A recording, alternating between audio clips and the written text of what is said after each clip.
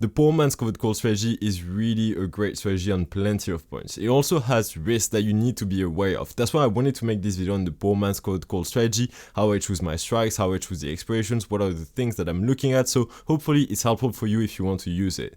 I'll also be giving you at the end of this video a spreadsheet that I've created so you can track your trades, and it's especially made for the poor man's covered call strategy. But before diving into this video, as always, if you find this video helpful, or maybe it's the spreadsheet that you find helpful, please consider subscribing and liking this video.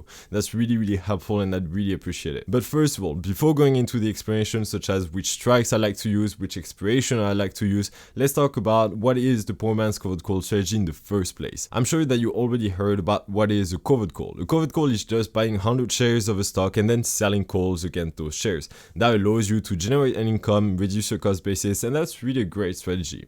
And the poor man's covered call is actually quite similar to that strategy. In the poor man's covered call, instead of buying 100 shares of a stock like we would do in a normal covered call, we're going to buy a deep in the money call in a far out expiration. What does that mean, far out expiration? It means that we're going to buy a call in an expiration that is going to expire in at least 3 months. And we want to buy a deep in the money call in a very far out expiration so as to replicate the stock as if we had bought 100 shares of a stock. So obviously the question is, so why don't we just buy the 100 shares? Why do we bother buying a deep in the money call? And the reason for that is that we're going to buy a call at a much cheaper price, at a much cheaper cost than if we had bought 100 shares of that same stock. And you're going to see with examples after how huge the difference can be in terms of buying power between buying 100 shares of a stock and buying a deep in the money call in a very far out expiration. You're going to see that there can be some huge differences in terms of buying power. That's one of the reasons why we might want to choose the poor man's covered call over the normal covered call. It's because of the buying power that is reduced so much when using the poor man's covered call strategy. And you're going to clearly see this with the spreadsheet that I'm going to give you. I've included some insights so as to directly know what is the buying power reduction that you're experiencing when using the poor man's covered call strategy compared to the normal covered call strategy. So stay with me. And if you want to know more about the differences between the poor man's covered call and covered call, then you can just watch my latest video where I talked about the differences between the two. Now that you have a very brief overview of the poor man's covered call strategy, how do we actually trade that strategy? So you need to think about it in 3 steps. The first step is that you're going to have to buy a deep in the money call, as I said before. The second step is that you're going to have to sell a call in a shorter dated expiration. And the third step is that you're going to have to manage your position some way or the other. You're going to see what I mean when we reach to step 3. But first of all, let's focus on step 1, buying a deep in the money call. So the first question is, which expiration and which strike for that deep in the money call? Well, as I said, the minimum expiration that you should really stick to is at least 3 months to expiration. I think that's really a minimum that you should do, and personally I like to choose, for example, to expirations of around 5 months to 6 months. And to make you really understand that strategy, I'm going to pretend as if I was going to place a poor man's covered call on the stock Facebook, and I'm going to walk you through that step 1, buying the deep in the money call with Facebook. So as you can see, I have all of the different expirations, and as I said, 3 month minimum is really the minimum for an expiration that I would personally tend to look at for the poor man's covered call strategy. As I said, I would, for example, go for 5 to 6 month expiration for my deep in the money call. So in our case, I would, for example, go for the September 17, 2021 expiration. Now that we have chosen that expiration, which strike should we choose? As I said before, you want to replicate a stock position as if you had bought 100 shares of the stock. So the more in the money the option that you're going to buy, the more it's going to behave exactly like the stock, because the less extrinsic value there will be in the option. But the more in the money you're going to go, the more expensive the calls are going to become. So you need to find a middle ground. You need to find a middle ground between having a deep in the money call and also not paying too much money, because otherwise that goes against the purpose of the strategy, which is paying less money compared to doing a normal covered call. So if we talk in terms of deltas and which delta in terms of strikes I like to stick to, personally I like to stick to strikes having a delta of around 80. That's usually where my sweet spot is going to be. So in our example of Facebook, I'm into the September 17 expiration, and if I was going for the 80 delta, I would go, for example, for the strike 220. You see that the option that I would buy here would cost $63.30, which would result in a premium of $6,330 because one contract controls 100 shares. You need to multiply that premium of $63.30 by 100 because one contract controls 100 shares. So that makes a premium of $6,330. Now we can go on to step 2, which is selling a call in a shorter dated expiration. So what I mean by shorter dated, it means that you're going to sell calls in way shorter dated expiration. For example, 3 weeks to expiration, 1 month to expiration, 2 weeks to expiration. The purpose of that is that you're going to start reducing your cost basis by selling calls, exactly as we would do in a normal cold call. Just here, we're going to sell calls against that deep in the money call that we previously bought. So in our example of Facebook, personally, I like to stick to expirations, for example,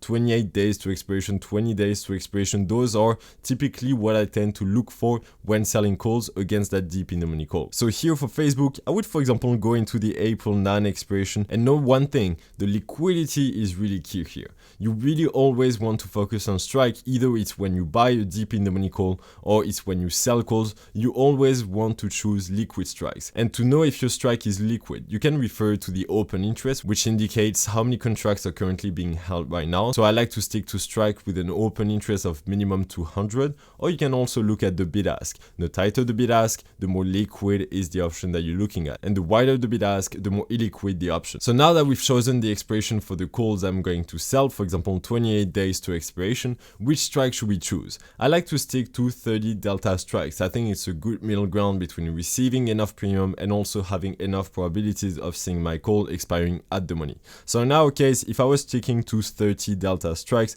I would, for example, go for the 285 strike. I would receive a credit of $5.40, which would result in $540 worth of credit. And you see here that overall, I would pay a net debit of $57. It's my premium of $63.30 for the deep in the money call that I'm buying, and the credit that I'm receiving when selling a call of $5.40, which results in a net debit of $57. And now we go on to step 3, which is managing the position. So what does that mean, managing the position? Well, it means that regardless of what is going to happen, you're going to have to do something, either if the stock goes up, if the stock stays where it is, or if the stock goes down.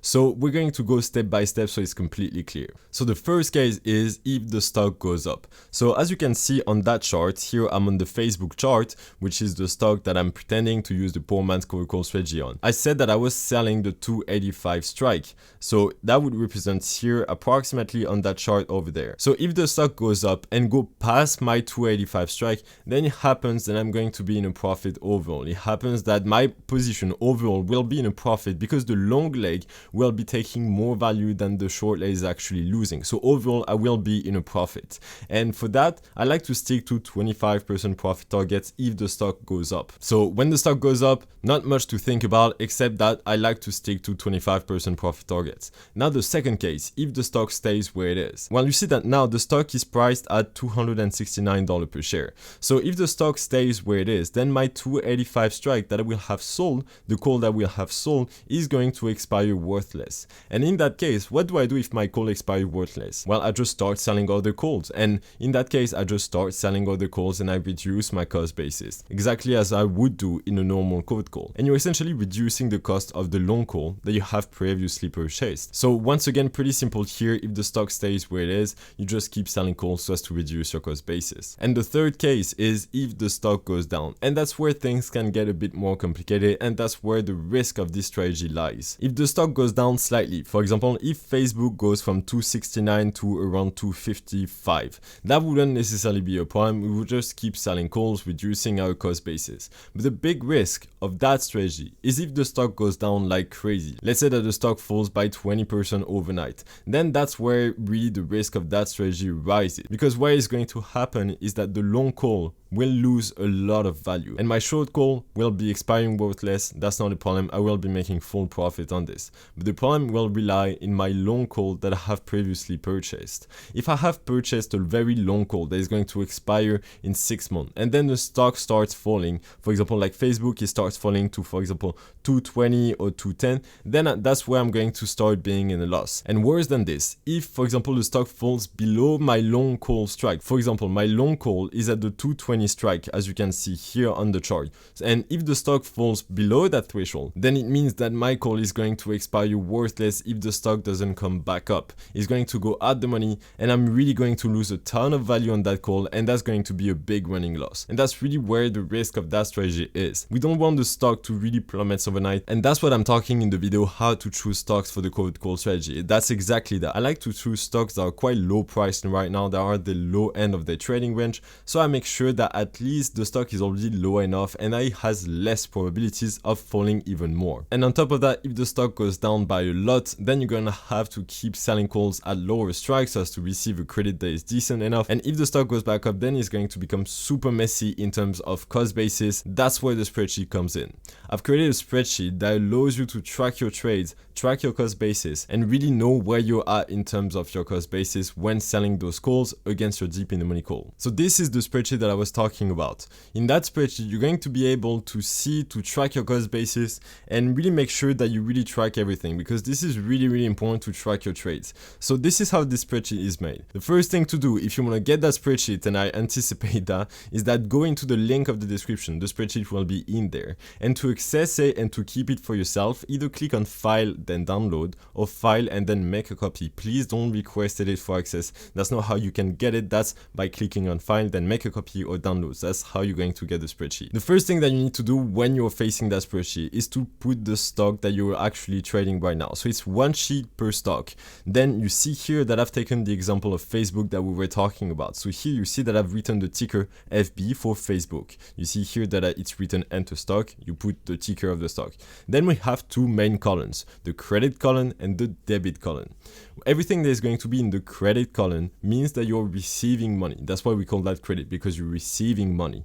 And everything that is in the debit column means that you're paying money. That's why we call that a debit. You see that in the debit column, we have BTO call. It means buying to open a call. And if you don't know the definitions, I've put down below all of the definitions that you need to understand so as to use that spreadsheet correctly. So BTO call refers to buying to open a call.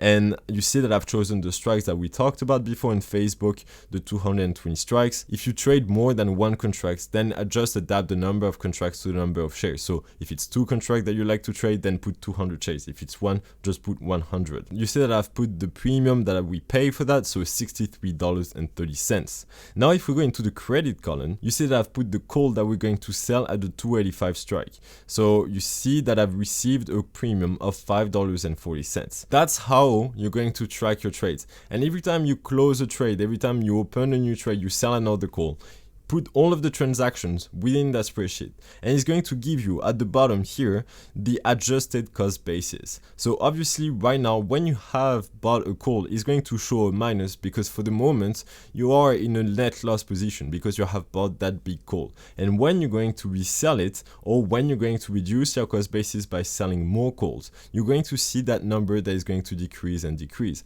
And I can show you a quick example. You see that right now my adjusted cost basis is minus $5,790. If I keep selling calls, for example, let's say that I was doing this over and over, like 2 or 3 or 4 times. If we go back down, now you see that my cost basis is at $4,170. You see that my cost basis has reduced. That's how you're going to be able to track your cost basis with that spreadsheet. But you see that there is another box that is right in the middle with the last price, latest sleep bought, latest call sold, return on investment for the PMCC, return on investment for the covered call, and the BPR, buying power reduction. What does that mean? Well, I wanted to include that within the spreadsheet so as to show you the difference, either it's in terms of return on investment, but also in terms of buying power compared to a normal covered call if you were selling the same call. So the first thing is that you have the last price of Facebook in our example. Then we have the latest call bought. You see that I paid a premium of $63.30. Then we have the latest call sold. The latest call sold is the one that we just sold right now, the 285 strike. You see that I'm collecting a premium of $5.40 as we can see right now. Then we have the 3 interesting boxes, which is the return on investment on the poor man covered call, the return on investment on the covered call, and the BPR, buying power reduction. The purpose of that is to show you how much you're making compared to if you were doing a normal cold call on Facebook by buying 100 shares and by selling the exact same call that you're selling right now. So right now, on the call that you're selling compared to the cost of the call, you see that you're making a return on investment on that trade of 8.53%. That's the return on investment that you're making using the poor man's cold call strategy. If you were doing a normal cold call, instead of buying a call, you would buy the 100 shares and you were selling the exact same call at the 285 strike. Here's the return on investment that you would get. You would get 1.97%.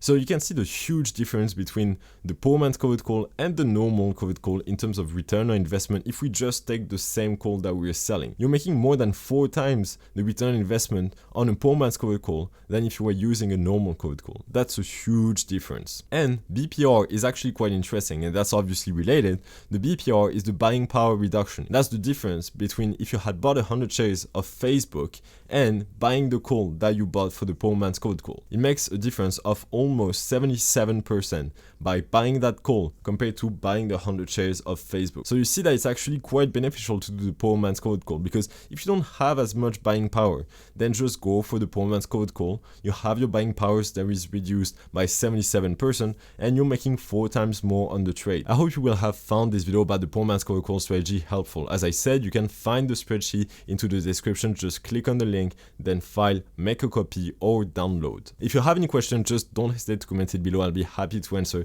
any questions that you might have. Please make good and informed decisions. I'll see you in the next video, and in the meantime, I wish you all the best.